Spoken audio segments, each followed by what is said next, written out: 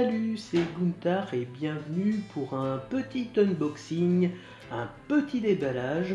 Cela faisait bien longtemps que cela ne m'était pas arrivé, mais ça fait longtemps que je n'avais pas fait de Kickstarter et je n'en ai toujours pas fait. C'est simplement un Kickstarter qui vient d'arriver, on va dire, alors que je ne l'attendais plus. Donc c'est un gros jeu. Alors j'ai enlevé le carton parce qu'il était énorme et que bon en fait pour ranger tout le barda qu'il y avait dedans, j'ai préféré m'en débarrasser tout de suite. Et à la fin de cette vidéo, de ce petit déballage, je ferai une vidéo complémentaire où je parlerai de Kickstarter, de ce que j'en pense et est-ce que ça vaut la peine. Et une spéciale dédicace pour Chronopost. Et j'espère que vous devinez de quoi il s'agit. Donc le jeu dont on va parler et qu'on va déballer aujourd'hui est un gros jeu, un dungeon crawler qui s'appelle Sword and Sorcery. Voilà, donc je vérifie que ça rentre bien dans le cadre. Donc c'est une grosse boîte qui pèse bien lourd, ouais, ça pèse bien lourd, et qui est accompagnée par deux autres boîtes, mais que nous verrons bien sûr après. Donc vous voyez, c'est avec son petit plastique qui est là, et j'ai quelque chose pour l'ouvrir. Et spéciale dédicace pour les plus anciens, je ne sais pas si vous voyez dessus, voilà, c'est marqué Golgoth. Et Golgoth, pour tous les gens qui ont mon âge, ça fait penser à, bien sûr, Goldorak, yes, et exactement comme lui, vous avez quelque chose qui sort très bien. Et ça coupe extrêmement bien, puisque c'est une lame de type dague, et que ça coupe sur les deux côtés. Donc, vous n'avez pas intérêt à mettre votre petite mine juste devant. Sinon, tu risques de te faire percer très fort. Voilà. Oui. Franchement, ça pèse 200 kg ce truc-là. Le paquet en tout pesait pas loin de 10 kg. C'est pour vous dire que ça pèse lourd quand même. Hop là, débarrassons-nous de ça. Donc, je vous présente l'arrière. Donc, c'est un jeu qui existe en français, mais moi je prends toujours les jeux en mode anglo-saxon. Pourquoi ? Parce que ça évite les erreurs de traduction. Donc, Sword and Sorceries. Donc épée et sorcellerie. Et donc le titre c'est The Ancient Chronicle, les chroniques anciennes. Déballons les amis. Alors c'est un gros carton qui est bien... Là il faut bien tirer, c'est bien ajusté, c'est des boîtes comme je les aime. C'est pas facile à ouvrir, mais en même temps ça permet de bien protéger le bousin. On va remettre droit, vous allez pouvoir en profiter, et on tombe sur un gros paquet, on va dire, de tuiles. Bon, on va le remettre comme ça, parce que autrement ça risque d'être un peu le bordel. Donc, comme tout dungeon crawler qui se respecte, l'aventure se déroule sur un ensemble de tuiles qui va recréer un donjon, une maison, un lieu, sur lequel vos héros vont évoluer, et vous avez, alors là, moi j'avoue que je ne connais pas du tout le jeu, donc je ne pourrais pas vous détailler. On va ouvrir un petit peu, voilà, alors là vous avez toute une plâtrée de petits pions, donc ça doit être pour les points de vie qui ont été retirés. Là, je vois un œil barré, ça doit être le mec, il a un état aveugle. Là, il y a une jambe qui est cassé, voilà. Là, avec des points en vert, c'est quand il a un bonus de points de vie, j'imagine. Voilà. Voilà, il y a des choses comme ça. Bon, on va ouvrir, hein.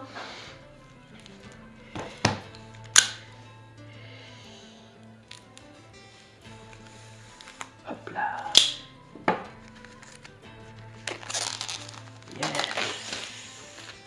Magnifique. Donc carton épais, hein. Je peux vous dire que déjà ça, je pense que ça fait partie, ça fait partie d'une partie du poids là. Voilà, donc là, Vous voyez, ça a l'air d'être de l'herbe avec du bois, une espèce de cascade. Voilà. Hop. Ensuite, on passe à quelque chose qui ressemblerait plus à un temple. Voilà. Des couloirs, des croisements.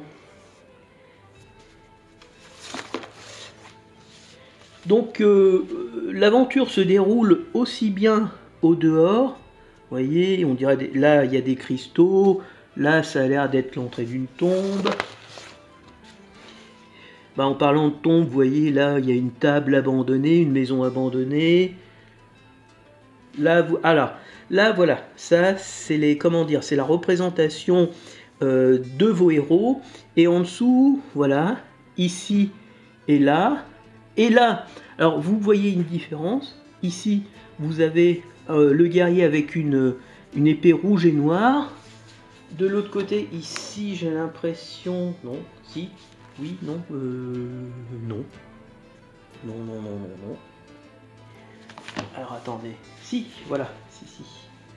Là, juste là, vous avez le même guerrier avec une épée blanche. En fait, il y a un aliment dans le jeu. Vous avez un aliment, on va dire comme un peu dans Donjons et Dragons, chaotique, bon et neutre. Voilà. Dedans il y a des trous, c'est parce que c'est pour mettre une roue derrière qui va évoluer en fonction du niveau de votre personnage. Ça c'est aussi quelque chose que j'ai vu. Donc là ça doit être une pièce centrale où doit se dérouler la fin, où il y a des boss, j'imagine. Et voilà, donc ça c'est le contour. Vous voyez, il y a des petits punchs, il y a des trucs à dépuncher, voilà. C'est pour... j'imagine, voilà, le contour et tout des pions qui va vous permettre de mettre les différents états et les choses variées. Donc déjà, ça, on va dire que les tuiles sont de qualité. Ensuite, eh bien, vous avez ceci. Donc c'est des choses qu'on peut, voilà, dépuncher. Voilà. Donc j'imagine que ce sont les lieux où vont se dérouler l'aventure. Les différents lieux dans la ville. Ça, c'est pour le complément, parce que j'ai un petit complément. Là-dessus, alors...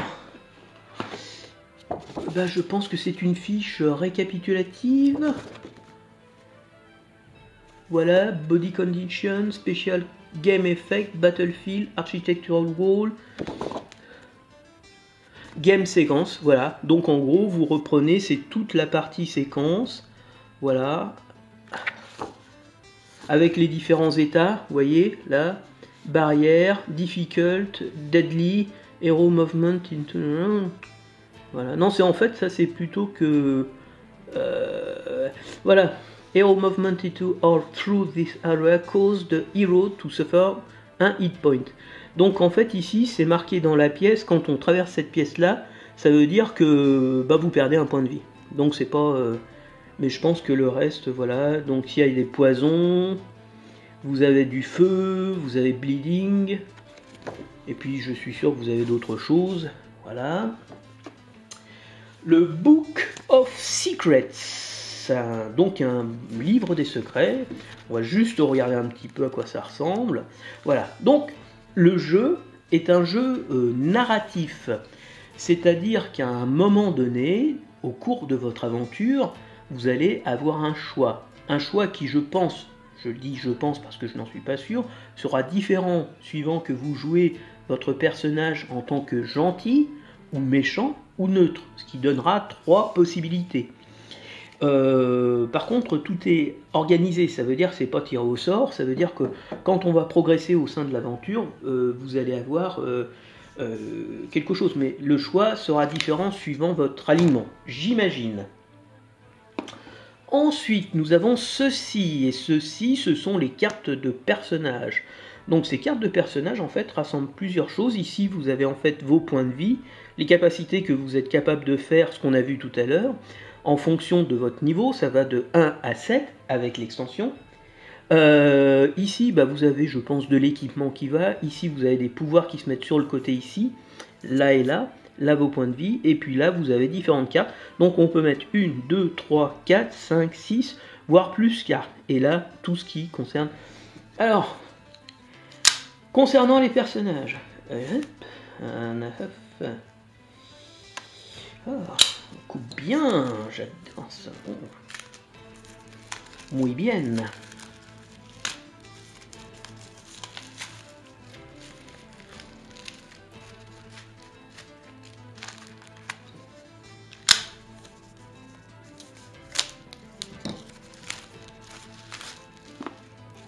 Ici, vous avez les différents types et on peut dire que de ce côté-là, c'est presque caricatural. Vous avez l'elfe, le chasseur. Je pense que c'est un elfe hein, avec les cheveux, une elfette, on va dire un rôdeur, voleur. Et si vous tournez de l'autre côté, vous voyez, vous avez le côté sombre. Les flèches sont rouges et ici elles sont vertes. Les lames sont bleues, les lames sont violettes. Ça, c'est un méchant. Voilà. Ici, vous avez le paladin, ou voire même, on dirait même plutôt un barbare, hein, puisque en fait, j'ai l'impression qu'il n'a pas d'armure. Donc ici, vous avez un barbare, un méchant monsieur qui tape, même s'il est gentil. Et de l'autre côté, vous avez le barbare avec une épée rouge et tout de noir vêtu, et avec une peau violette. Ça ne peut être qu'un méchant. Oh, le gros méchant! Ah ben non, lui ça doit être le rôdeur, le voleur, on voit qu'il a une fiole à la main, ou alors un espèce de magicien guerrier, que sais-je. Et de l'autre côté, en rouge, une cape rouge, c'est un méchant. Bouh. Ah bah voilà le paladin, ah, voilà un fléau, un bouclier qui brille d'une lumière bleue, c'est le gentil. Et de l'autre côté, ça brille en orange et rouge. C'est l'anti-paladin, le Black Knight. Bouh, méchant. Et voilà le casteur, alors avec une coupe de goth, là c'est le méchant, ok, on a compris. Et donc là c'est la fiche de perso, en fait ça doit être les boss, je prends. Il y a un chevalier elfe, Elf Knight, voilà, qui monte une monture sauvage et méchante, pas joli, pas beau, avec toutes ses caractéristiques, je pense, voilà. De l'autre côté, vous avez le Elf Knight, mais à pied, voilà. Donc il y a le mec, il est motorisé ou non. Et de l'autre côté, vous avez l'Aspide, une sorcière, et de l'autre côté, l'Aspide, mais avec sous son vrai sous son vrai visage. Plutôt pas mal, hein. En tout cas les cartes, c'est du papier cartonné, bon un peu mince, mais par contre il est glacé, et il est plutôt sympa à manipuler. Continuons, et jusque là je dois dire que je suis plutôt satisfait. Hop. Storybook, yes. Alors, qu'est-ce que le storybook? J'imagine que c'est la manière dont se déroulent les aventures. Donc voilà.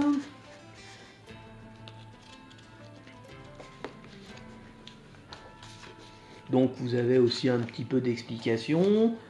Le niveau de difficulté, donc c'est déjà pas mal.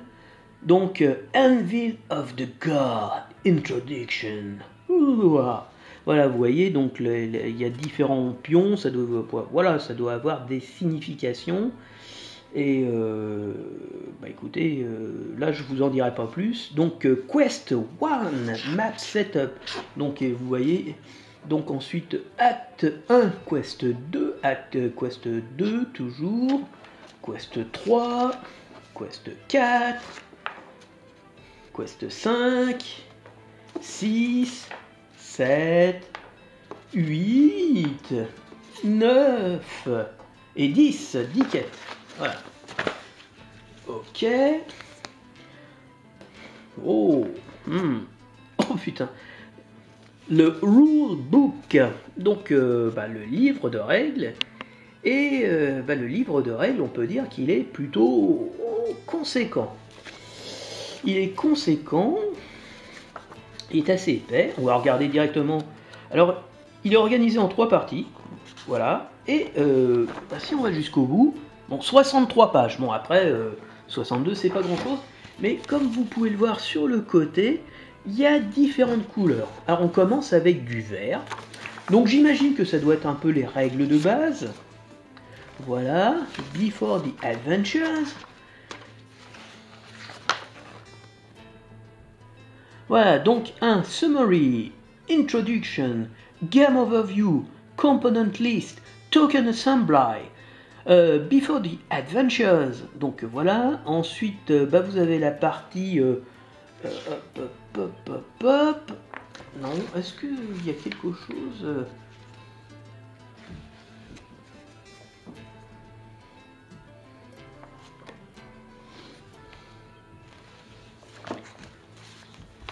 Voilà, là il y a les héros. Voilà, donc comme je vous disais, les héros, vous avez le héros, donc là vous avez des équipements, là vous avez des pouvoirs, et vous pouvez en rajouter autant que vous voulez, enfin voilà. Et là vous avez la carte avec les actions qu'ils peuvent faire, sachant que il y a un petit bitonio en plastique qui vient se coller dessus, qui vient s'enclipser dessus, et qui permet de faire tourner la roue, là ici. Et donc, au fur et à mesure que vous avancez dans votre aventure, vous allez avoir plus de points d'attaque, plus de points de vie, plus de magie, plus de tralala, et là, vous avez les équipements que vous pouvez mettre. Donc, c'est relativement bien, on va dire, organisé, sauf que ça prend quand même pas mal de place. Donc, vous voyez, vous avez un Soul Gem, donc c'est ça. Ensuite, vous avez Primary Weapon, c'est le 2, donc c'est ça. Le 3, Secondary Weapon, voilà. Le 4, c'est ici. Donc, c'est l'inventaire. 5, c'est l'armure, ici. 6, c'est le héros, ouais. 7, c'est un artefact. Et donc, 8, 8. Où c'est 8 ? Bon, ah, c'est ici. Voilà, c'est ici. 8, c'est Power and Talent. Et 9, Hero Bookmark. Alors là, c'est pour dire que s'il a agi ou pas, on le retourne. Voilà. Donc, vous voyez, c'est quand même. Et donc, là, ce que j'avais dit, effectivement, donc le scout. Voilà. Ou le chasseur. L'Avenger.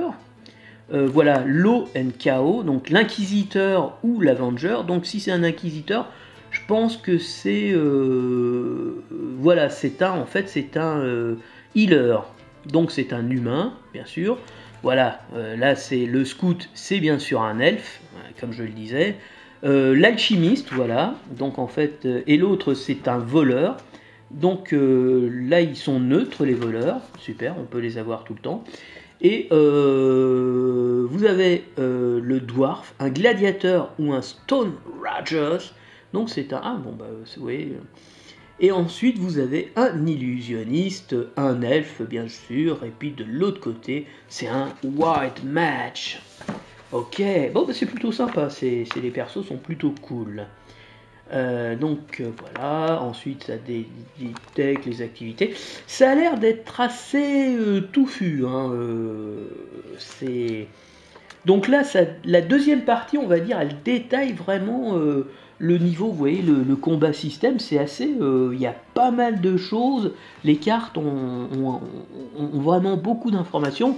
Mais moi qui viens de certains jeux de rôle, surtout plutôt certains wargames, comme les wargames de MMP, là, bon, des fois il y a 15 ou 20 symboles dessus, non sans déconner, il y en a autant, et donc bon, c'est pas trop le truc qui me fait peur. Donc voilà, la deuxième partie en bleu, c'est vraiment la partie explicative des règles du jeu, on va dire en action. Et la troisième partie, c'est plutôt l'explication, vous voyez, applying the enemy AI, donc l'intelligence artificielle, artificial intelligence. Oui, parce qu'en fait, sur les cartes, les monstres, ils ont un comportement en fonction des choses qui se passent. Ensuite, vous avez l'explication des minions, c'est-à-dire des petits monstres qui peuvent vous accompagner. Et les Master Enemies, donc c'est les Big Boss. Voilà, donc Master Enemy Example, voilà, donc avec tous les tralala et les pouvoirs qu'il peut avoir. Donc c'est pas... je pense que le jeu n'est pas forcément simple à prendre en main, parce qu'il est quand même assez touffu. Donc là vous avez... ça c'est les monstres. Moi, je vais pas m'étendre dessus. Ensuite, vous avez des cartes, on va pas tous les faire. Donc voilà, les cartes de pouvoir. Donc elles sont plutôt sympas hein, quand même. Hop, voilà. Et ensuite, il y a notre paquet de cartes, voilà, les trésors, voilà, bon bah, on va pas trop détailler parce que là, on y passerait beaucoup de temps. Les dés, voilà, avec, voyez, des fois il y a 2 symboles sur les dés, un éclair plus une touche, voilà, en fonction des boucliers, ça doit être pour la défense, quand tu lances un bouclier, tu dois absorber un point de vie. Et les fameux petits bitonio dont je vous parlais, qui se fichent dans la roue du perso, et qui permet voilà, de les fixer, donc avec un pour fermer, et un pour traverser la fiche. Voilà, tout s'explique. Maintenant, passons au plus important, les figurines. Donc c'est livré dans une petite boîte en carton, classique, on ouvre, au moins c'est protégé. Ça m'a l'air d'être plutôt sympa. Ouais. Donc, voici les figurines. Ici en gris, vous avez les héros. Donc, vous avez le nain. Par contre, vous ne les avez qu'en un exemplaire. Hein. Donc, si vous peignez, il faudra choisir. Et ensuite, vous retrouvez des monstres en différentes couleurs, le vert, le bleu, le rouge et le violet. Alors là, c'est un rappel très simple, on va dire, au MMO. Et ça va classer votre type d'adversaire suivant son niveau de danger. Le vert, bah, c'est un ennemi qui ne pose pas trop de problèmes. Le bleu, ça va être un ennemi qui va être de votre niveau, mais vous êtes quand même légèrement supérieur. Ensuite, vous allez, on va dire que c'est votre niveau, mais que ça ne devrait pas trop poser de problème. Ensuite, vous avez les niveaux rouges. Et donc là, il y a une espèce de... Oh, magnifique. Magnifique. Un cop, là, un sabre un peu de égyptien, là. Ça, on dirait que ça se passe, voilà, que c'est un monstre qui vit avec une momie. Voilà. Et effectivement, là, plutôt quelque chose qui ressemble à un minotaure, avec une hache légèrement tordue, mais pas trop. Et voici les fameux Big Boss. Donc là, vous avez ce qui ressemblerait à voilà, un démon serpent. Donc bien, et voilà, pour une aventure un peu plus dans le monde un peu de sous terre, là, avec les elfes noirs, les dark elfes. Et de la bonne qualité, hein. Franchement, ils sont bien faits. Voilà, des espèces de lézards. Et donc les personnages, voilà, le fameux Templier, qui est une femme, donc le casteur, ça, c'est ça? Oui, c'est le casteur. Là, voilà. Le rôdeur. Là, c'est marrant, c'est parce que j'ai l'impression qu'il y a plus de monde, là. Il doit y avoir une personne de plus. Je dois avoir des persos en plus. Alors, le problème, c'est que ça fait tellement longtemps, je ne me rappelle pas du tout ce que j'ai acheté. Ok, alors, je le rends. Alors, qu'est-ce que je pense de cette première boîte? Très sincèrement, elle est plutôt sympa. Elle est plutôt sympa. Clairement, je dirais que le jeu ne doit pas être si évident que ça. Pourquoi? Bah, tout simplement, il suffit de regarder les règles du jeu. Ça a l'air quand même d'être assez ardu. Mais une fois qu'on maîtrise le système, je pense que ça doit être relativement intéressant. Les figurines sont vraiment très belles. Les armes sont pas pliées en deux, s'il n'y a pas de casse, donc c'est plutôt satisfaisant. Voilà. Moi, je suis plutôt satisfait dans l'ensemble. Alors ça, ces deux trucs là, je sais pas du tout ce que c'est. Moi, je pense là, voilà, Nilmerg. Je pense que ce sont les lieux effectivement où se déroule l'aventure. Voilà. Mantis, voilà. On va dire que je pense que c'est ça. Donc les 2 fiches de boss, les fiches de perso, et voilà, le livre des secrets, et les fameuses tuiles. Donc première boîte, et ben elle est ok, elle est plutôt ok. Hop là. Elle est plutôt sympa.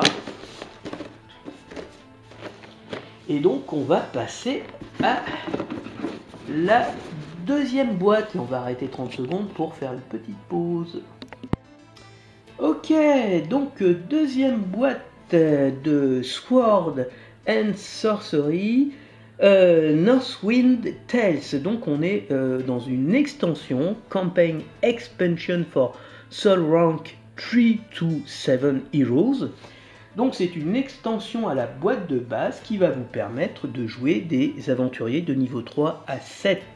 Et cette extension s'appelle Northwind Tales.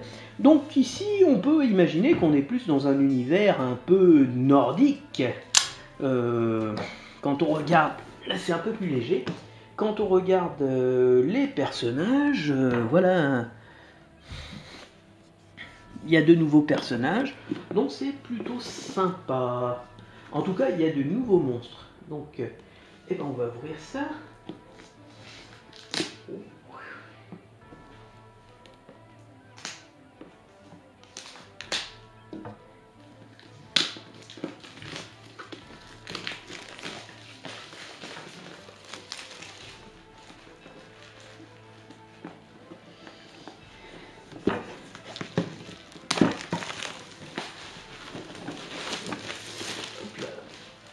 Voilà.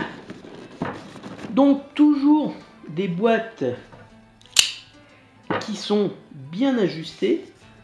Et alors j'ai oublié de dire que l'éditeur c'est Ares. Voilà, des choses, et j'aime beaucoup les boîtes bien ajustées. Pourquoi? Bah parce que quand vous les prenez et que vous les prenez mal, bah elle va pas se casser la gueule. Elle va pas s'ouvrir et se casser la gueule, non, parce qu'il faut vraiment passer quelques secondes pour qu'elle veuille bien s'ouvrir correctement. Super. Oh, magnifique figurine. Donc ici, bah, vous n'avez pas de règles du jeu, c'est normal, vous tombez directement sur le Book of Secrets qui est vraiment magnifique. Il est très très épais. Il est très épais, il est très très sympa. Et où bien épais, et là c'est, on va dire, oh là, 88 pages. Voilà, 88 pages, c'est vraiment extraordinaire.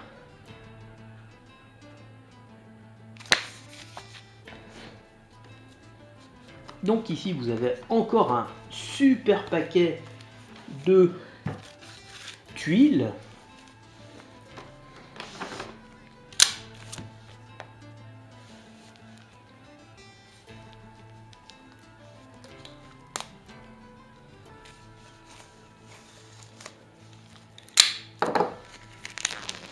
Magnifique. Vraiment les tuiles, c'est sympa. Vraiment, certains éditeurs font des tuiles, elles sont vraiment merdiques. Mais là, elles sont vraiment très très belles.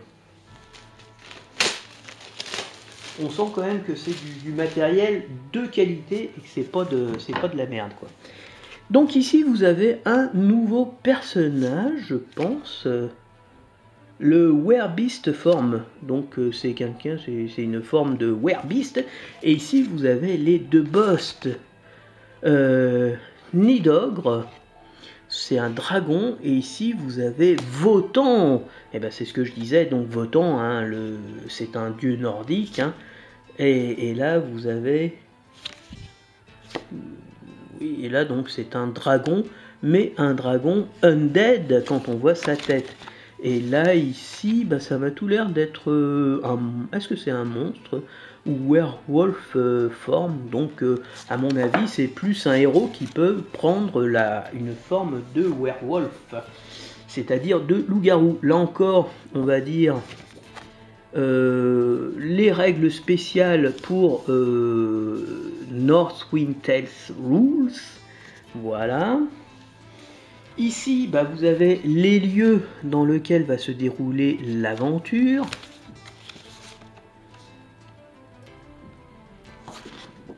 Voilà. Et là, je pense que c'est la partie, voilà. la Frost Gate qui brûle, ce qui est assez marrant, puisque la Frost Gate, c'est la porte du froid. Voilà, ici vous avez le storybook, donc les aventures que vous allez pouvoir faire avec votre équipe, votre fine équipe. Et là vous avez 9 aventures.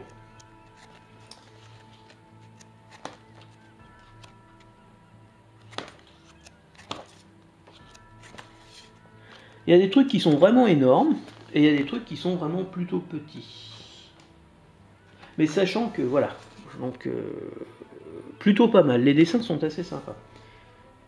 Donc là, je vous montre un peu les décors. Donc ici, vous voyez, alors là, je suis en train de le défaire, ça me fait chier, j'aime pas. Donc là, vous voyez vraiment l'entrée de type nordique. Là, vous êtes dehors, là, vous rentrez. Là, c'est une maison. Donc ici, je pense que c'est le trône. Là, le trône, avec les 2 loups. Donc là, ce qui chambrette, un truc où vous faites brûler des machins et des bidules. La suite de la maison, je ne sais pas, avec des parties qui se passent à l'extérieur. Un navire, là on est sur l'extérieur, encore une fois. Là c'est de la maison, c'est de l'extérieur. Là l'entrée d'une maison encore. Un lit, un coin pour manger, un feu. L'entrée qui est ici, avec des choses variées qu'on peut accrocher ici, voilà. Si ça se trouve c'est comme ça, voilà, ça fait la maison. Encore une maison, un espèce de pont. Là encore, des cartes, trésor,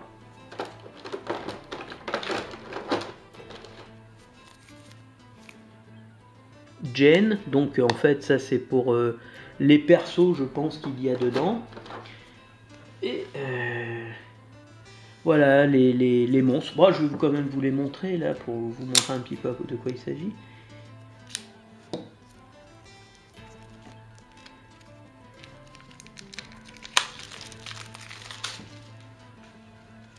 Voilà. Donc ici vous avez des Snow Gremlins.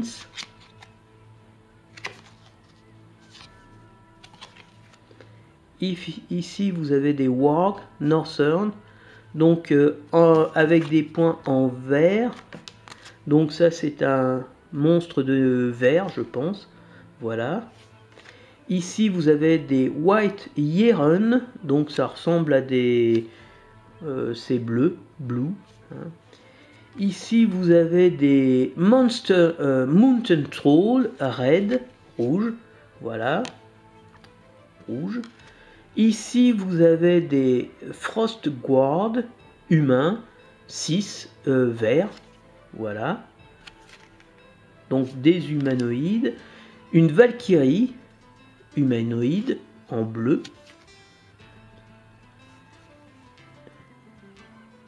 Ah, c'est pas 6, c'est green, quel con. Là, vous avez un Werebeast. Donc, Werewolf, Were machin. En fait, là, c'est un monstre. Qui s'est transformé. C'est peut-être l'autre. Hein, donc, voilà. Ici, vous avez une Dryade.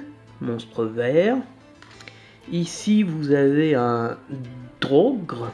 Ah, bah, si vous jouez au jeu, là, c'est un nordique mort-vivant. Voilà. Grimnir, donc ça c'est un raid, voilà, donc c'est un méchant, un démon, et là c'est une carte, je ne sais pas quoi, Chosen God, voilà, ok, donc ça se rend ici, là il n'y a rien, il n'y a pas de dé, ah, la figure du grand méchant. Alors là, ils ont finalement bien trouvé le truc. En fait, il sort de son trou. Il vient d'être ressuscité. Il vient de se réincarner. Et donc, en fait, il sort de sa tombe de glace. Et on ne voit que le dessus. Mais c'est largement suffisant. Ça permet déjà de faire une petite figurine. On voit des restants de chair accrochés aux os. Les restants des ailes. Et le crâne du dragon qui émerge de sa tombe de glace. Superbe, très jolie figurine, plutôt sympa.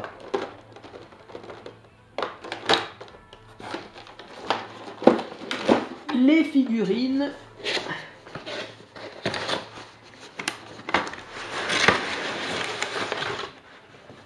Ouh, magnifique, magnifique. Alors, ici, il y a un nouveau personnage, je ne l'ai pas vu. Voilà, ça m'a l'air d'être une guerrière nordique, hein, sûrement. Et dans les personnages, il semblerait que vous avez le Werbeast. Mais il y a aussi un Werbeast qui est en rouge, donc il sera comme ennemi. Peut-être ce qu'on appelle... Voilà. Et donc, les fameux codes couleurs. Les verts. Les fameux loups, les fameuses dryades qui sont plutôt pas mal, là les trolls qui sont sympas, plutôt sympas, puis en bleu, et puis qui ont des poses un peu différentes. Alors est-ce que c'est parce que le mec ça a été mal foutu? Non, je pense pas, j'en sais rien. Non, parce que ça a l'air d'être étudié pour. Les dryades, qu'est-ce que je dis comme connerie?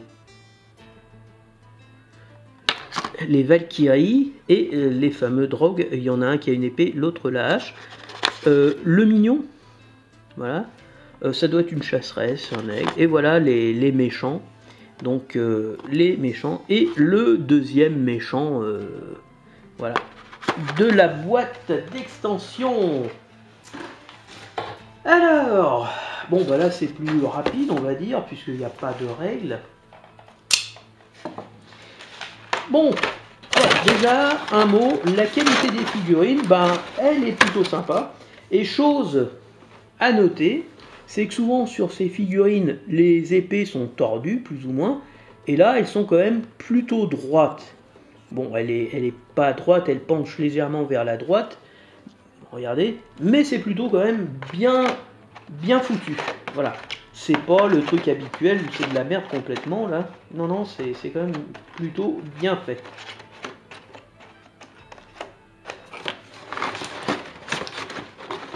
Alors, par contre là, faut faire attention à pas tout péter.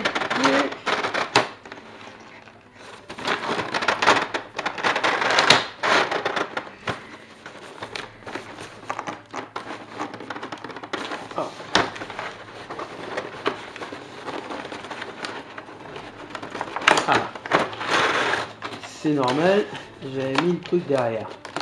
Voilà, donc plutôt sympa. Et franchement, l'extension est vraiment sympa parce que les figurines sont vraiment très belles. Le dragon, il est plutôt sympa, clairement. Les tuiles sont magnifiques. Voilà, les décors sont plutôt bien foutus, encore une fois. Les livres, ils sont beaux. Voilà, ça c'est pour, on va dire, avoir l'univers, hein, avec les différentes destinations de l'aventure, je pense, puisque là vous avez, effectivement, quand vous regardez, vous avez 0, là vous avez Quest 6, 7, Quest 1, là vous avez Quest 3, Quest 2, Quest 8, Quest 5, donc vraiment vous avez tout ce qu'il faut pour... voilà.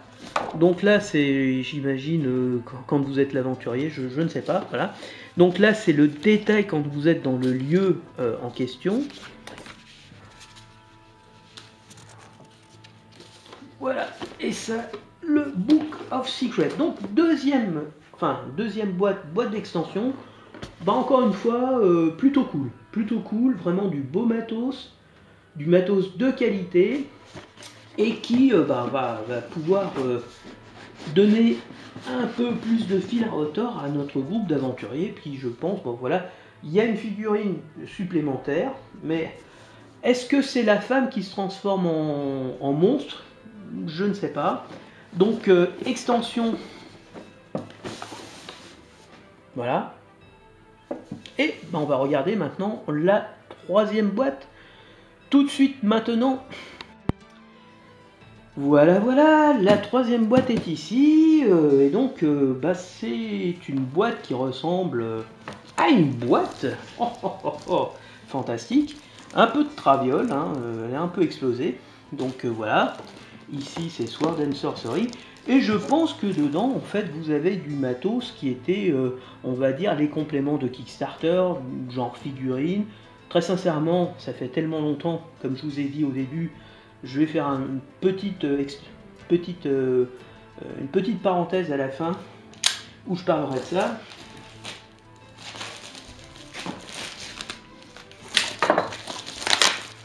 Ouais, déjà la boîte elle est un peu enfoncée ici. Mais bon, allez, on va dire que ça c'est dû au transport. Et les transports, là aussi, je vais en parler et pour bien.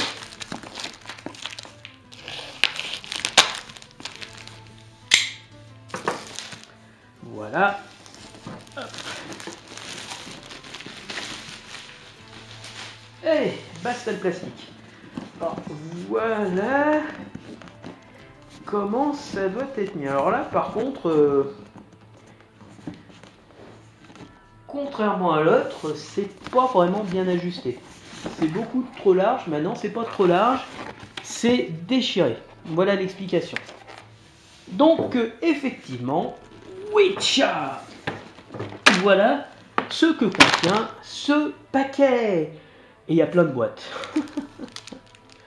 Donc d'abord, eh bien, nous avons cette superbe petite pochette mauve, magnifique, eh bien, dans lequel nous pourrons mettre les dés, puisque c'est la deuxième paquet de dés, donc 4 et 4, 8, 8 et 8, 16. Il y aura donc 16 dés dans cette magnifique pochette. Ensuite, nous avons des cartes. Mais, voilà, ça je pense qu'il s'agit de quelque chose qui doit nous permettre de ranger les cartes.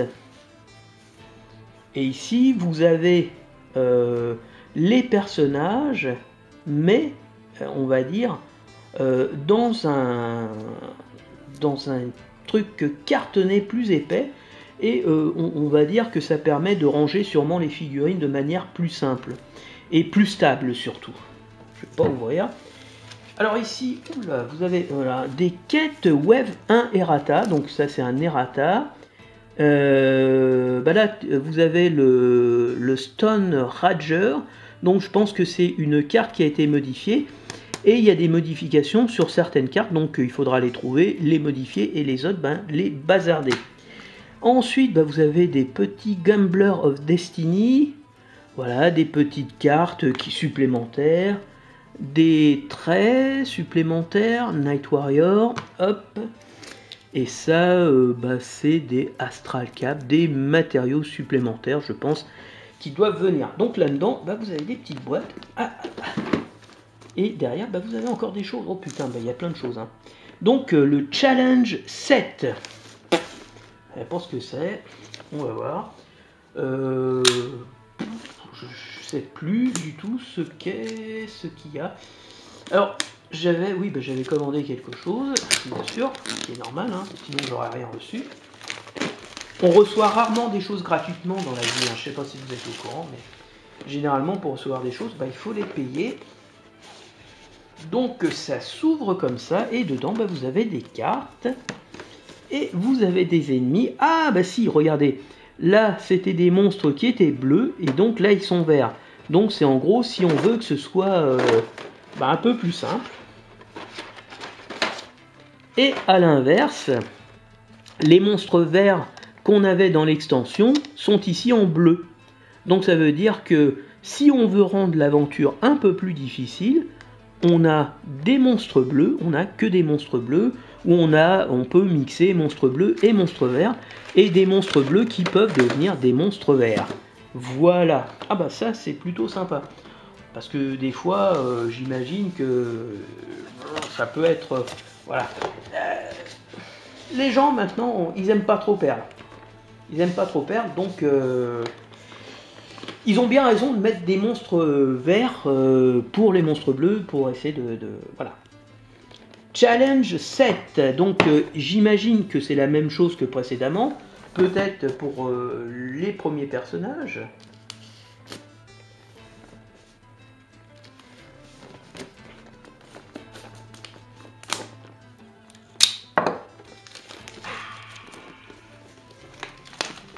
pas, c'est de la qualité, c'est pas de la gnognotte, hein, les enfants. Donc on va le mettre ici. Donc non, c'est Ancient Chronicle. Ah bon, donc ça c'est Ancient Chronicle. Donc ça, bah si, c'est toujours les dryades ici. Donc vous avez les cartes, vous avez les loups qui étaient en vert et là qui sont en bleu. Et donc a priori, est-ce qu'il y a quelque chose d'autre? Non, oui, si. Et voilà, et donc effectivement, bah là encore, vous avez les fameux Yétis, les fameux guerriers nordiques morts-vivants. Voilà. Et derrière, vous avez Acte 2, Enemy Challenge 7, Reference Sheet. Voilà. Donc là, ces ennemis-là étaient en bleu, donc effectivement, on retrouve bien le Yéti qui a dû glisser sur une savonnette. Peut-être est-on en prison, et peut-être qu'il est poursuivi par un héros qui a des envies soudaines, et lui essaye de s'enfuir désespérément en disant non, non, non. Enfin bref, c'est assez. La position est assez. On a vraiment l'impression qu'il se gale la gueule. Mais donc, ça, c'était des figurines bleues. Voilà. Et donc là, elles deviennent vertes. Et donc, effectivement, bah, ça va faciliter la tâche. Donc là, on a simplement la transcription pour dire les transformations, on va dire. Là, vous avez les nouvelles cartes de référence avec les bonnes couleurs. Par exemple, le Drogue qui était bleu, eh bien, devient green. Et donc là, derrière, on va trouver les nouvelles compétences et les nouveaux pouvoirs qui sont associés. Et ici, bah voilà, c'est les cartes qu'on va tirer pour savoir quel monstre on va avoir. Ok. Bah écoutez, là encore, bah c'est plutôt sympa parce que dans les jeux, si vous avez un challenge que vous n'arrivez pas à passer, ça vous fait chier, ça vous dégoûte et vous passez des fois à autre chose. Alors que là, bah, ça vous permet de commencer, on va dire doucement, voilà, de ne pas trop vous dégoûter.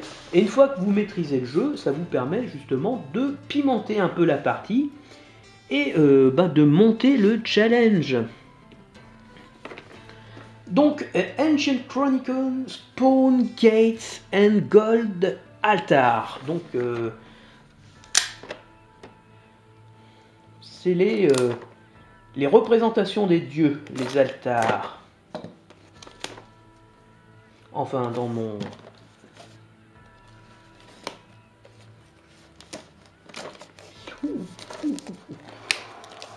Alors là, c'est vraiment le couteau qu'il ne faut pas avoir sur soi, hein, parce que c'est une lame de type dague, c'est un double tranchant. Ça, c'est vraiment un couteau qui est fait pour, on va dire, ponctionner.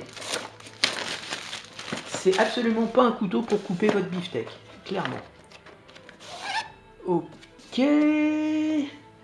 Ah d'accord, alors ça, ce sont des altars. Donc en fait, c'est là où vous allez prier des dieux. Oh, magnifique ustensile. Le Dragon Order Plate. Oh, dis donc. Magnifique. Donc ça, c'est des trésors. Est-ce qu'il y a autre chose derrière? Puisque souvent, il y a 2 étages. Et là, non. Ici, il y a juste ça. Donc oui, les altars, donc...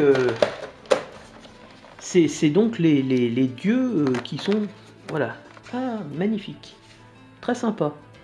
Ouais, il y a un pentacle ici. Là, on dirait un escalier. Là, en fait, il y a un escalier qui descend.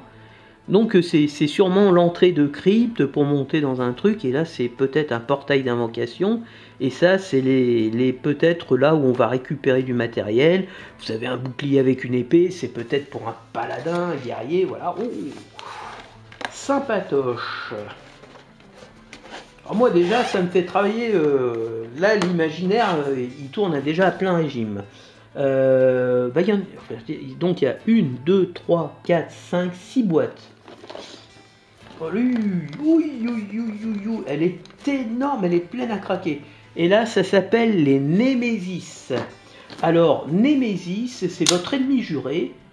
Et généralement dans tout ce qui est effectivement... les univers comme ça un peu fantastiques, la Némésis ça pouvait être votre ennemi juré, mais ça pouvait être aussi votre moi négatif, votre image infernale. Et donc c'est tout à fait ça, voilà la Némésis. On retrouve le nain barbare là, on retrouve le paladin qui en méchant, on retrouve le sorcier, on retrouve l'éclaireur, on retrouve le loup et on retrouve le magot Et est-ce qu'on a autre chose en dessous? Oui, alors, peut-être pour ça que c'était pas bien. Voilà, donc là, ce sont des ennemis rouges, donc de haut niveau. Et là, effectivement, on retrouve toutes les cartes d'équipement. Et dedans, là, ici, vous avez... Ah bah, voilà. Vous avez Band Rules, Reference Sheet, Nemesis, donc les règles. Voilà. Ok. Et ça, c'est des choses qui leur sont sûrement, on va dire, dédiées spécifiquement. Donc, c'est le truc à pas mélanger. Je pense que c'est à ne pas mélanger. Par contre, voilà, il faut essayer de le mettre comme ça, histoire de ne pas que ce soit trop... Voilà. Magnifique. Alors là, franchement, ça en jette. Hein. Donc c'est sympa. Là, c'est sympa. Voilà. Qu'est-ce qu'il y a d'autre? Les mignons et Kickstarter 7. Alors là, on va le faire tomber parce que Kickstarter 7, on va regarder les mignons. Les mignons, alors bon, pour les amateurs de Donjons et Dragons, quand vous êtes un caster, généralement un sorcier ou un druide, les druides aussi ont des mignons. Les mignons sont des créatures de type varié, hein. Ça peut être aussi bien un mammifère, un oiseau, une chouette, un chat, une souris, un serpent, ça peut être un petit démon, ça peut être, voilà, qui vous permet d'améliorer une de vos compétences. Le hibou, généralement, on dit que c'est de l'intelligence, c'est de la sagesse. Un chat, ça peut être de la discrétion. Et donc, voilà vos petits mignons. Donc, je pense qu'il y a des règles spécifiques. Vous voyez, des espèces de serpents, une espèce de petits monstres. Là, je ne sais pas ce que c'est. Alors, y a-t-il quelque chose en dessous? Non, il n'y a rien. Donc là, c'est juste quelques petites figurines de mignons. Alors voilà, on dirait... Alors je ne sais pas du tout à quoi ça sert. J'imagine qu'il y a des règles spécifiques. Et donc ça, bah, je le découvrirai sans aucun doute un peu plus tard. Et donc là, nous sommes sur le Kickstarter 7. Donc ça doit être des bonus pour, on va dire, quand vous avez les stretch goals donc atteints, bah, ça vous permet d'avoir des petits cadeaux supplémentaires. Et ça doit être sûrement dedans. Alors ce qu'il faut savoir, c'est que il y avait encore une extension qui permettait d'avoir des personnages supplémentaires, voilà. Mais j'avoue que déjà je trouvais ça assez cher. Ouais, ok. Donc on dirait des Valkyries, donc une Valkyrie gentille, une Valkyrie méchante, une Valkyrie neutre. Ici, un espèce de méchant.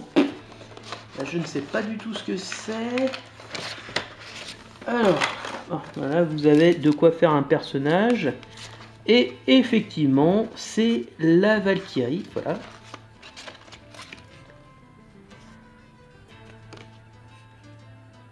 Voilà, voilà. Donc la Valkyrie méchante, la Valkyrie gentille. Et non pas la Valkyrie, hein, voilà. Donc là, c'est le standard bearer. Standard, c'est le fanion. Et bearer, c'est le porteur. Donc c'est le porteur de fanion. Voilà. Et ici, vous avez un démon, le Death Guardian. Ça doit être le violet qui est ici. Voilà. Non. Le Death Warrior humanoïde, c'est ça. En fait, c'est cet ennemi-là. Voilà. Et donc voilà les points. Donc vous voyez, alors je vais vous montrer un petit peu. Voilà, à 1 vous êtes comme ça, 2, 3, 4, 5, 6, 7. Voilà. Là ça doit être les points de vie, 14, 12, 11, 10, 9, 8, 7. Donc c'est un guerrier qui doit avoir 7 points de vie. Voilà, donc le Death Guardian, le Necro Warrior, voilà, donc le Standard Bearer, Warlord, Tristan, Bon, alors je sais pas du tout ce que c'est. Voilà, donc là et là, ça va se coller avec ce petit zigouigoui, et en tournant, en fonction de l'avancement, ça va vous donner les bons trucs là. Voilà. Donc il y a un perso supplémentaire, mais je comprends pas. A priori, on dirait que voilà. Bon, alors ça c'est une liste. Voilà. Donc là, vous avez le gentil, vous avez... Et ça, en fait, on pouvait l'acheter pour les autres personnages, c'est l'état fantomatique. Parce que vous pouvez être un fantôme. Et là, au-dessus, je sais pas du tout ce que c'est. Voilà.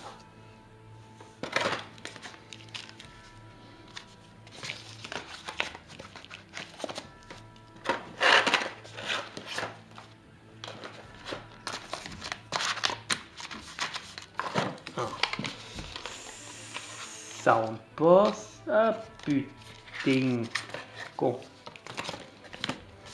Voilà. Voilà. Donc, visiblement, il y a un personnage, voilà, plus deux personnages, et il y a un personnage qui n'a pas de carte. Voilà.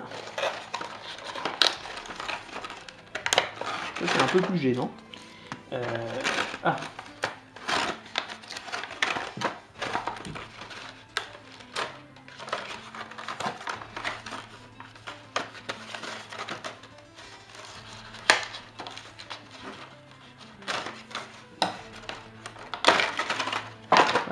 Voilà. Lui, je sais pas d'où il sort. Visiblement, c'est un mec violet, mais j'ai rien. Je pense que c'est une autre figurine pour l'extension qu'on a vue tout à l'heure, puisqu'il a ces deux, ça a l'air d'être l'elfe noir avec ses deux lames un peu bizarroïdes qui tient, voilà, qui est sur la tête du Maccabée là. Je pense que c'est ça. Donc là, vous avez l'héroïne.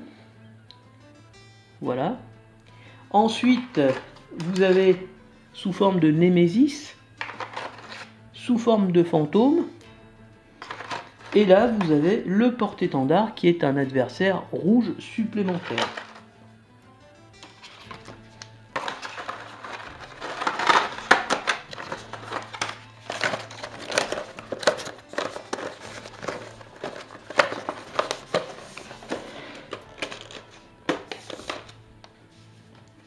Mais c'est pas fini, hein. Ouf. Peut-être qu'on va voir l'explication au mystère là.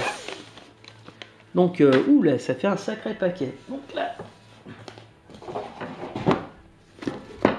voilà. Et voilà. Donc, bah tiens, ça tombe bien. Voilà de quoi ranger les héros, mais sous forme, on va dire. Ah ben ça, ce qui est assez marrant, c'est que moi j'avais. Voilà, ça faisait partie des extensions que je n'ai pas moi. Mais par contre, j'ai des trucs pour leur machin quoi. C'est assez marrant. Donc ça, je pense que c'est pour des choses en fait que je n'ai pas.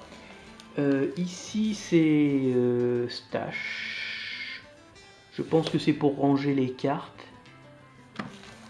Ici, vous avez Remembrance, Remembrance, Answer A, Answer B.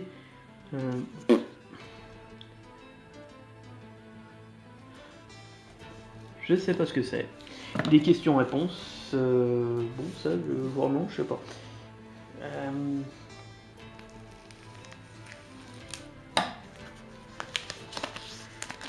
Je pense que c'est des choses que je n'ai pas commandées. Et en fait, il y avait des choses qui faisaient partie de ma chose. Et donc, j'ai des trucs en plus qui ne me concernent pas. Donc, très référence card. Ah, ça peut être... voilà, ça peut être intéressant. Background, Talents and Remembrance. Voilà. Là, c'est... Voilà. See Cheat in the Immortal Soul Saga. Voilà. Super.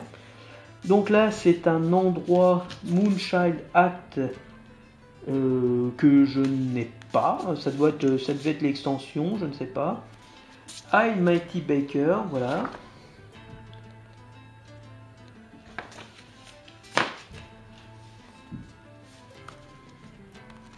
Donc là, vous voyez, c'est des personnages alternatifs. Là, vous avez le gardien en homme, le rôdeur, le guerrier nain.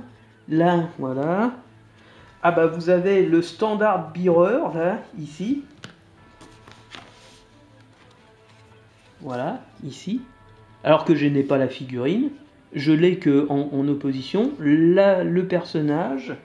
et d'autres personnages que je n'ai pas non plus. Donc en fait ici j'ai eu quelque chose qui ne m'intéresse pas là, puisque en fait j'ai pas ces persos, j'ai ce perso et ce perso sauf que j'ai pas les cartes pour lui, et j'ai pas ces persos là, puisque ça c'est des hommes, mais à la rigueur si je peux le mettre en tant qu'homme, voilà. Donc là, c'est bon, c'est une surprise dans le genre, dans le sens où, je sais pas du tout. En fait, c'est pour une partie, je pense que je n'ai pas commandé, mais comme ça fait partie, il y a une partie que je devais recevoir, ils m'ont tout collé dedans. Voilà. Voilà.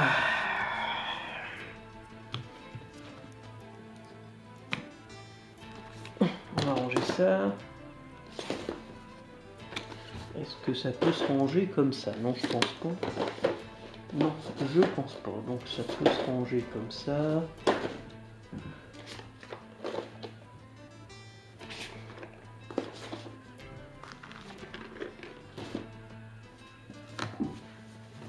Je sais pas. Bon.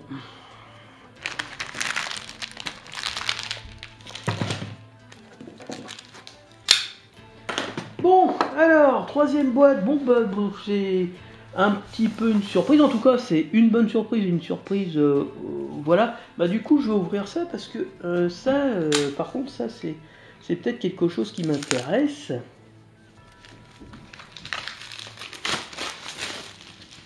Voilà. Donc ça, vous voyez, ici, c'est pour ranger des cartes. Je pense que ça va se mettre comme ça. Ensuite, il y aura des séparations entre les deux, voilà. Là aussi, c'est pour marquer les trucs de personnages, les trésors, les rencontres, différentes choses. Là, vous avez effectivement le personnage gentil, le personnage méchant derrière. Ah bah ça va dedans aussi, ça. Ouais, donc ça c'est... Voilà, vous avez le personnage gentil, le personnage méchant, mais avec quelque chose de plus, on va dire, costaud, solide. Voilà. Voilà. Ah, punaise.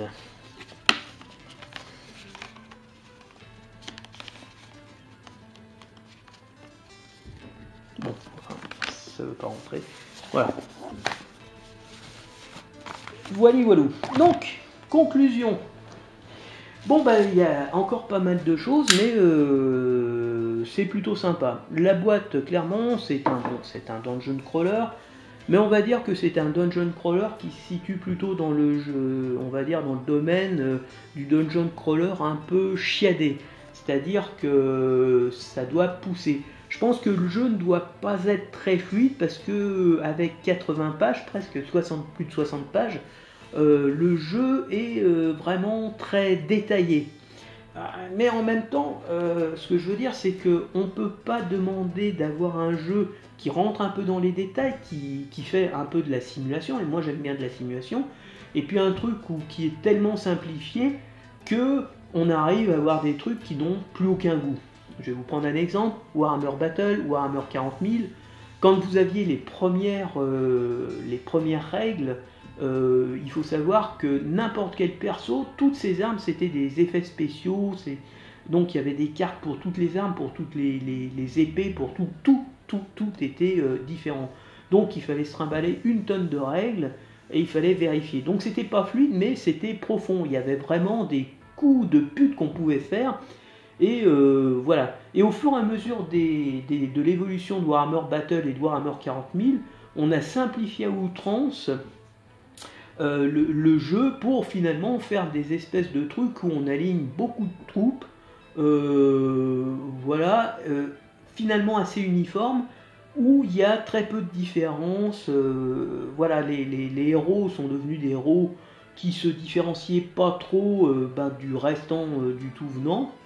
Alors qu'avant, un héros suréquipé, il pouvait quasiment venir à bout d'une armée tout seul. Voilà. Donc c'était, il y avait quand même des choses assez différentes. Donc moi j'avoue que moi ça me dérange pas d'avoir des règles un peu complexes à partir du moment où ça donne de la profondeur au jeu, où ça donne voilà un certain voilà, il faut que, bon, alors en même temps il faut pas que ce soit trop chiant, mais en même temps si c'est trop simple, moi je kiffe pas trop. Au niveau des figurines, elles sont plutôt sympas. C'est du plastique dur, mais je veux dire que les épées sont pas tordues dans tous les sens, il n'y a pas eu de casse. Et puis voilà, c'est vraiment propre. Les tuiles sont vraiment qualitatives. Les règles, c'est du papier glacé. Alors vous allez peut-être dire oui, du papier glacé. Oui, mais c'est quand même le signe qu'il y a un minimum d'investissement dans le matériel qu'on va vendre aux joueurs. Parce que si c'est pour faire de la photocopie avec du papier buvard, voilà, dégueulasse, avec des trucs mal imprimés, voilà, ça coûte quand même un certain prix. Et je suis bien content quand même d'avoir du matériel de qualité, avec des règles du jeu là qui ont bien évolué, j'ai l'impression. Parce que j'avais des trucs, les gens se plaignaient un petit peu voilà, que c'était un peu... Là, il y a une première partie où on explique plutôt les bases du jeu, et puis dans une deuxième partie, clairement, on va rentrer dans l'aspect combat, déplacement, et le tout avec des exemples, donc c'est plutôt bien foutu. Le jeu n'en est pas à sa première édition, voilà, et donc je pense qu'ils ont fait des efforts pour que, on va dire, le mettre au goût du jour. Bon, la bonne surprise et la mauvaise surprise, c'est la troisième boîte, celle-là, où il y a pas mal de choses, mais il y a des persos visiblement que je n'ai pas. Mais c'est normal parce que je les avais pas commandés. Mais donc j'ai un perso, voilà, la fameuse dame, là cette Valkyrie, mais j'ai pas du tout souvenir que je l'avais commandé, donc c'est une bonne surprise. Le porte-étendard, j'ai le personnage, mais qu'en tant qu'opposant, Nemesis, alors que je ne l'ai pas en tant que personnage. Mais si ça se trouve, ça faisait partie du lot du complément, et le reste venait avec ce que je n'ai pas commandé. Voilà, donc c'est un peu... bon, on va pas se plaindre, hein, voilà, c'est comme ça. Et c'est pas autrement. Voilà, donc un avis, on va dire quand même plutôt positif. Voilà, on va être franc. Hein. Donc là, c'est les errata. Donc moi je suis plutôt satisfait de ce que j'ai, parce que c'est plutôt bien foutu. C'est plutôt bien foutu, et puis voilà, c'est du qualitatif, c'est plutôt sympa. Voilà. Donc maintenant je vais vous quitter, et on va se retrouver tout de suite après pour vous raconter un peu l'histoire de Kickstarter, qui a été, on va dire, un peu long. Et puis spéciale dédicace pour donc Chronopost, mes amis de Chronopost. A tout de suite. Bon, et bien avec cette petite vidéo qui va être relativement courte, on va terminer le petit déballage, et pour parler un petit peu de Kickstarter, et puis de ce que j'en pense après avoir une expérience relativement longue, puisque j'ai commandé quand même pas mal de choses, et je suis passé de l'excellent au nullissime, voire à l'escroquerie. Donc simplement pour vous dire que le jeu a été financé du 5 novembre 2018 au 22 novembre 2018. 2018, ouais, 2018. J'ai été livré je devais être livré le lundi 25 avril 2022. Grosso merdo, ça fait 3 ans et 5 mois. Alors que la date de livraison prévue, c'était en décembre 2019, c'est-à-dire 1 an et 1 mois. Ok. Mais franchement, et c'est là que je vais intervenir, pour les gros jeux, pour les gros jeux, c'est faux. C'est jamais 1 an. C'est jamais 1 an. Alors, vous avez des jeux où ça dérape et c'est 1 an, 4, 5, 6 mois. Bon, ça peut passer. Vous avez les jeux qui dérapent beaucoup, ça fait 2 ans. mais 3 ans, 5 mois, c'est vraiment énorme, et j'avoue que je l'avais complètement zappé. Alors vous allez me dire, il y a eu le Covid. Ok, c'est vrai, il y a eu le Covid, mais je rappelle quand même, c'était 1 an. 1 an. Et 1 an, il l'avait passé. Donc 1 an, il comptait se rajouter 6 mois comme d'habitude, sauf qu'effectivement, il est mal tombé. Mais c'est ça le problème de Kickstarter, c'est que vous donnez du pognon pour finalement avoir des trucs généralement très en retard. Voire très très en retard. Et il n'y a que quelques produits qui ont été livrés vraiment très rapidement. Alors, dans ceux-là, il y a un petit jeu français, voilà, des petits jeux comme ça, des petits jeux sont livrés assez rapidement. Franchement, ce qu'il faut faire, c'est quand même, si vous voulez des jeux, prenez des jeux de marque qui sont quand même connus ou des licences qui sont connues. Généralement, il n'y a pas d'escroquerie. Vous serez livré en retard, mais vous serez livré. Si vous prenez des petits trucs, ça peut être très variable. Moi j'ai pris un meuble, franchement ça a été la croix et la bannière pour récupérer, ça a été vraiment la merde. Et ça clairement je commanderais. C'était un meuble pour justement ranger des jeux, mais c'est de la... Enfin c'est pas de la merde, mais je veux dire c'est de la merde pour le récupérer. Et c'est pareil, ça part dans des délais de livraison qui passent du double au triple ou au quadruple. Donc c'est franchement pas cool.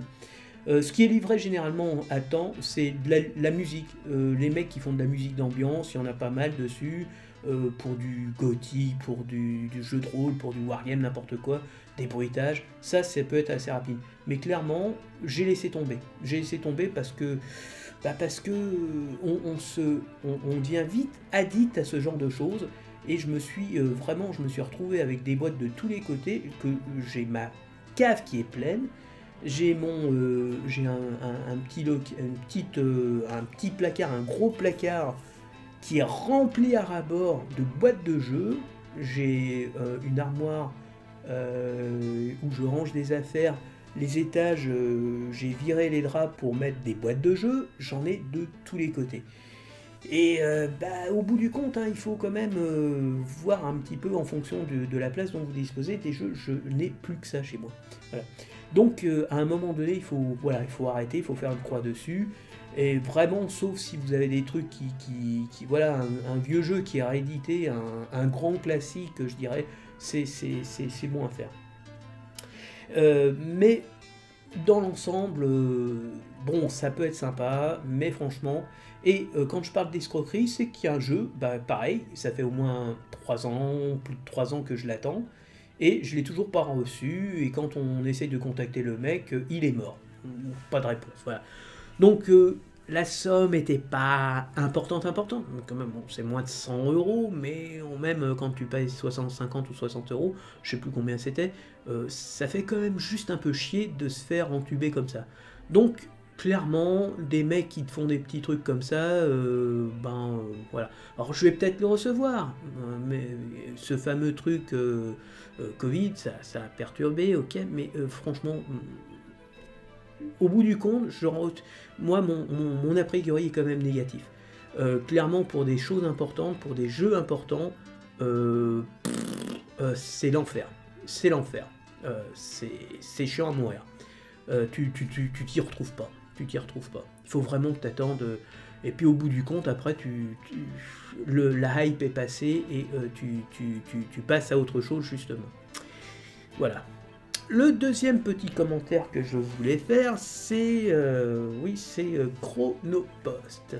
Nos amis de Chronopost. Comme je vous l'ai dit au début de la vidéo, le colis fait pas loin de 10 kg. La boîte de base est énorme, elle pèse au moins 5 kg dans une petite boîte, voilà, il y a beaucoup de choses. La deuxième boîte c'est pareil, elle doit peser dans les 3-4 kg. Et la dernière boîte finalement c'est la moins lourde puisqu'il y a pas mal de figurines, mais c'est du plastique, c'est très léger, donc ça doit faire 1 kg. Donc 4, ouais c'est ça doit faire, je vous dis, la boîte de base doit faire 4 kg, l'autre 3 kg, et demi.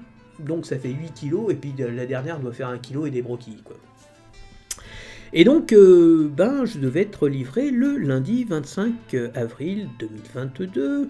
Le vendredi précédent, j'avais reçu un mail de Chronopost qui vous annonçait «Bonjour monsieur, vous allez être livré, est-ce que vous avez des données à donner, enfin des informations à donner?»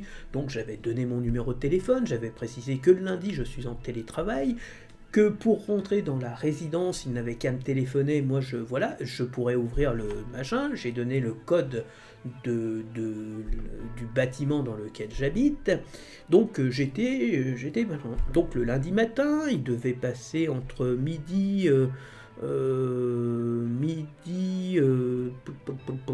demi et 14h30, voilà. Et donc à 12h45, je reçois un appel du livreur. Bonjour monsieur, vous habitez, enfin je suis à machin, c'est où, vous habitez où? J'ai dit j'ai l'adresse. Je suis très souvent livré par voilà, Amazon. J'ai encore un paquet d'Amazon, là j'en ai même deux. Le mec, ils connaissent par cœur, ils viennent là. Chronopost, visiblement, il sait pas rentrer une adresse dans son GPS.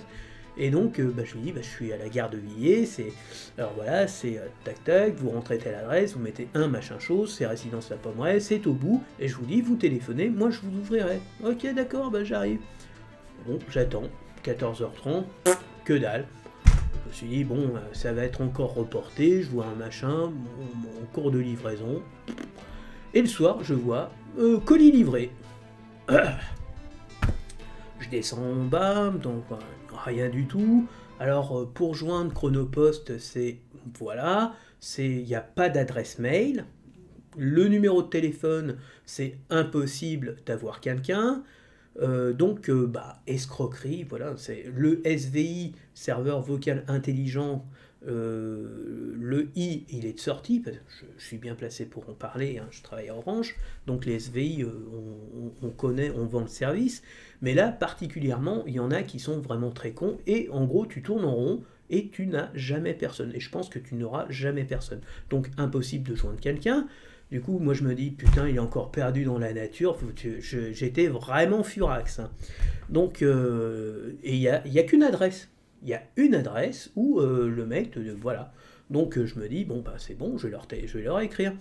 Et le lendemain, je reçois un mail comme quoi, en fait, le serveur, enfin le livreur, suivant mes consignes, a mis le colis dans un dépôt. Alors là, évidemment, les bras m'en tombent un tout petit peu, ils traînent par terre, et je me dis, mais quel j'en foutre, parce que là j'allais dire vraiment un gros mot, quel j'en foutre ce mec, parce que je l'attendais quoi, et donc le lendemain c'était le mardi, mercredi, je suis dans mon bureau, je suis au boulot, mais en présentiel comme on dit, et donc j'ai dit mais quel gros enfoiré, c'est vraiment il prennent vraiment les gens pour du con. Donc j'imprime l'endroit, et c'est pas très loin de chez moi, je suis en voiture, sauf que c'est en plein centre-ville, dans une zone où on ne peut pas se garer, et je me dis, putain, mais pour le sortir, je pense que ça va être la foire d'empoigne, quoi. Donc du coup, j'arrive, enfin c'est le soir, en banlieue, c'est blindé, ça roule pas, je suis derrière un bus, enfin bon, c'est la merde, et c'est un tout petit boui-boui, enfin c'est un espèce de petit coiffeur, super sympa, un black, voilà, genre pakistanais, coiffeur pakistanais, donc il y a un mec qui se fait raser le crâne là, et juste à côté il y a une auto-école, et franchement je vois pas où me garer, donc je me mets, il y a une petite entrée là, je me mets dans l'entrée, et je vois la propriétaire de l'auto-école qui me regarde. Alors je sors, j'ai le sac à dos qui est à côté, j'ai ma sacoche et mon truc, et je lui dis je suis désolé madame, et en plus il y a son auto-école, il y a la voiture de l'auto-école qui allait s'apprêter, qui chargeait un élève pour faire son tour. Je lui dis je suis désolé mais je vais à côté pour retirer un paquet qui est assez lourd. Alors la dame, elle est super sympa, merci à elle, parce que elle au moins c'est quelqu'un qui a du savoir-vivre. Elle me dit bon allez-y, hein, je sais bien, donc je vais là-bas, le mec il me dit mais le code il est pas bon monsieur. Je lui dis putain, je m'appelle Guillaume Salva, c'est un paquet qui pèse 9 kilos, voilà, je vais vous montrer ma carte. Il me dit non, Guillaume Salva. Il va farfouiller son truc, il arrive avec un truc qui pèse 9 kilos, il le pose, ça va pas Guillaume? Il me dit c'est moi, voilà, j'habite voilà, j'habite voilà, dans telle résidence, et il me dit ok, bah c'est ça, hein. Il me dit bon bah je vais vous le donner, hein. Donc il flash le truc, moi je repars, la dame qui était là, qui faisait signe aux gens, j'étais vraiment garé au maximum, donc les gens faisaient un petit détour pour passer. Le mec avait chargé la petite nana qui devait aller faire son cours, et je lui ai dit bah merci beaucoup, elle me voit, bah elle dit alors moment d'humour involontaire, elle me dit oh là là monsieur, vous avez un gros paquet. Et là, je ne sais pas si elle se rend compte de ce qu'elle a dit, et elle fait, elle, elle rougit un peu, et moi je suis avec mon gros truc comme ça dans les bras. Oui, elle me dit, c'est vrai, c'est 9 kilos, hein. Donc je prends le côté passager, j'enfourne le truc à la vas-y que je te mets, et je décolle. Voilà. Le mercredi, je reçois un mail de Chronopost. Et il me demande comment ça s'est passé. Putain, j'étais trop content qu'ils me donnent la possibilité de leur répondre parce que je les ai cassés, mais alors vraiment comme du sucre, hein, je les ai vraiment piétinés. J'ai dit, voyez-vous, je pense qu'il n'y a pas un humoriste en France qui n'ait pas fait un sketch sur Chronopost, tellement parce que tout le monde a un problème avec vous. Ensuite, j'ai expliqué que ma demande comme quoi de laisser le paquet en plein centre-ville dans un coin pourri où je pouvais pas me garer, ça n'était pas à ma demande, mais c'est parce que le livreur, et je l'ai dit, était un Jean Foutre. Alors désolé pour lui, hein, je ne le connais pas et j'ai pas du tout envie de le connaître. C'était un putain de Jean Foutre qui m'a pris pour un con parce qu'il avait téléphoné alors qu'il devait être livré. J'ai donné des informations complémentaires, il savait où ça devait avoir lieu. Et c'est tout simplement parce qu'il n'a pas envie de se trimballer 9 kilos. Ça peut se comprendre. Mais enfin, moi je l'ai bien fait, du coup. Et donc je leur ai dit que la prochaine fois qu'ils arrêtent de recruter des mecs qui veulent pas bosser, mais des mecs qui veulent bosser. Il y en a, les petits livreurs d'Amazon, ils me connaissent, ils savent que je donne la pièce, hein, je donne 1,50 €. Ça fait 10 balles, quoi. Donc, ils montent. Eux, ils montent. Ils trouvent le moyen de rentrer. Ils trouvent le moyen de rentrer dans l'immeuble. Ils n'ont pas besoin de code. Ils ont des passes, hein, voilà. Et puis, ils montent. Ils se démerdent, quoi. Donc, franchement, un petit rebeu, il y a une petite blague, un petit asiate. Ils sont super cool. Ils sont super sympas. Et eux, ils font leur boulot. Pourquoi? Parce qu'ils sont payés à la pièce. Chronopost... voilà ce que je vous dis. Et donc à la fin, je lui dis, mais ne vous inquiétez pas, parce que au moins vous avez une vertu, c'est que quand on parle de politique à la fin d'un repas, tout le monde s'engueule. Il suffit de parler de Chronopost pour que tout le monde se mette d'accord et dise que vous êtes des teubés, des cons finis et de la merde. Et quant à savoir si je vais recommander votre entreprise 10 ou 1, je vais même pas mettre 1 parce que vous êtes des zéros. Voilà, vous êtes des zéros. Chronopost, c'est vraiment... le truc de merde. Et quand j'en ai parlé avec les collègues là, au café, tout le monde a dit mais Chronopost, c'est les seuls serveurs, c'est la seule boîte de livraison à domicile qui ne livre jamais à domicile. Voilà. Donc, voilà. Spéciale dédicace à Chronopost qui sont vraiment, je pense, la pire boîte de merde comme filiale de La Poste. Hein. Mais bon, La Poste, finalement, La Poste est beaucoup plus efficace. Alors, je sais pas si c'est des gens du privé, mais ils valent pas mieux. Peut-être qu'il vaut mieux mettre des fonctionnaires qui ont un peu plus le sens du service. Voilou, c'est tout ce que je voulais dire. J'avais gros sur la patate, ça me faisait vraiment chier. Et je dois vous avouer que quand j'ai tapé ce petit morceau, là... cette petite bafouille pour dire tout le bien que je pensais de leur entreprise et que s'ils voulaient que je le recommande, c'était vraiment mal barré et que non, je mettais même pas 1, je mettais 0 parce que c'était vraiment des cons et des tocards. Voilà, je dois avouer que catharsis, hein, on déverse sa bile, son mal-être, sa frustration et sa colère. Parce que vraiment, faire un travail aussi foireux que ça, c'est difficile de trouver.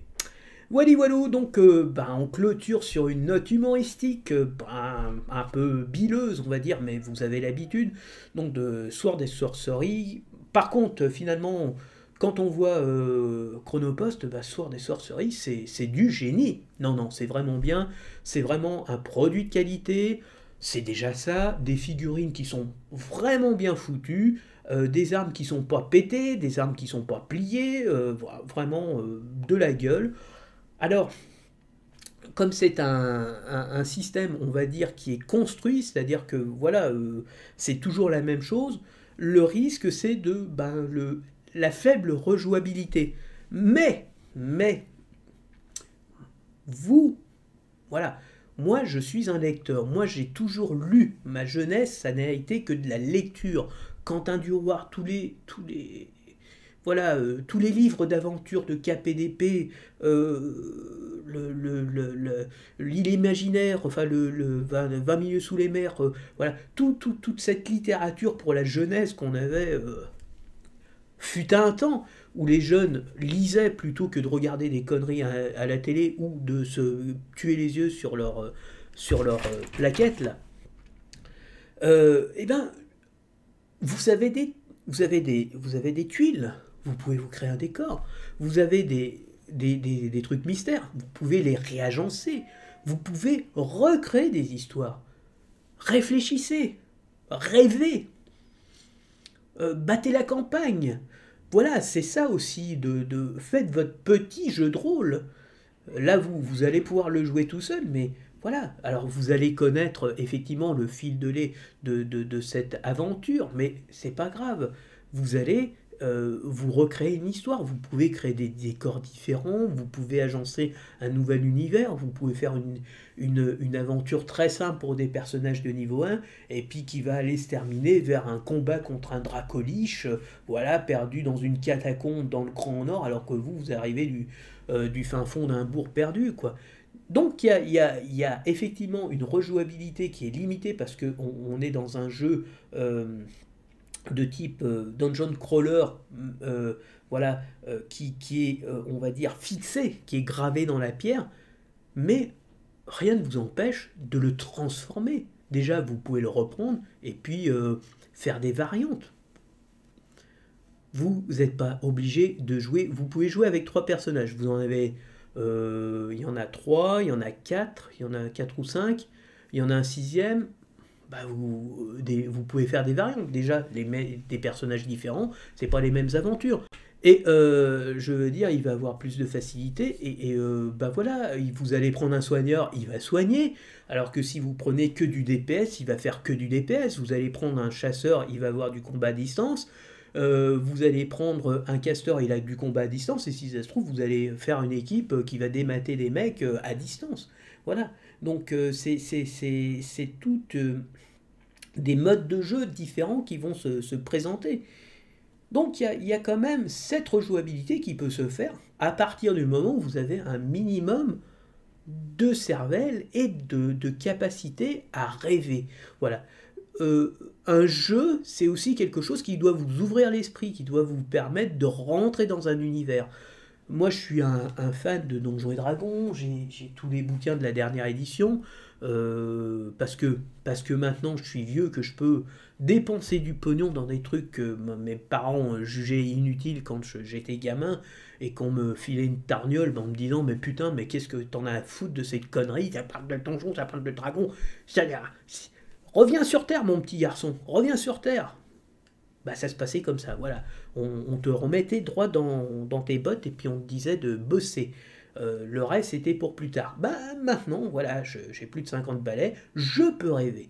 Je n'ai pas rêvé quand j'étais jeune, moi j'ai plutôt fréquenté l'hôpital, et bah maintenant je peux rêver et c'est ça qui est formidable. Donc, moi je pars du principe que moi la difficulté, ça ne me dérange pas. J'ai commencé, les MMO, j'ai commencé avec des trucs où c'était à chier. Il n'y avait pas de quête, il n'y avait pas un point d'interrogation pour te dire tu te rends là, puis ensuite tu vas là, et puis tu as le mob qui est désigné. Non, il fallait que tu charges, que tu parlais des gens, et au cours de les discussions, tu voyais un petit truc qui était souligné, tu cliquais dessus, et puis tu tapais le nom, et le mec il te parlait d'une quête. Voilà, mais au hasard. Puis voilà, t'avais des trucs, tu partais, et puis tu mourais, si tu t'étais pas bindé, tu revenais à poil, tu traversais la moitié d'un pays à walper. Quand t'étais au fond d'un donjon et que tu mourais au fond d'un donjon, tu payais un voleur pour qu'il aille chercher ton corps. Et là, tu pouvais revivre, et tu pouvais surtout récupérer le matos qui était... Parce que quand tu revenais à poil, tu étais en slip. Voilà, donc j'étais habitué à la dure. Donc moi, de lire un truc, 50 pages de règles, au contraire, je trouve ça bien, parce que ça donne du background, ça donne de l'épaisseur au jeu. Les jeux où tu fais un lancer de dés en disant mais ça passe, c'est un peu transparent, je veux dire. Alors, bon, entre les deux, il y a un juste milieu, mais moi, a priori, je pense que ça peut être plutôt sympa. L'autre côté sympa, voilà, c'est 1 à 5 joueurs. Cool. Donc il doit y avoir 6 persos, parce qu'il y en a un de plus. Âge 13 ans. Je dirais que, bon, j'ai plus de 50 balais, donc là je casse la coche. Et puis, niveau âge mental, je sais pas si je suis encore à 13 ans.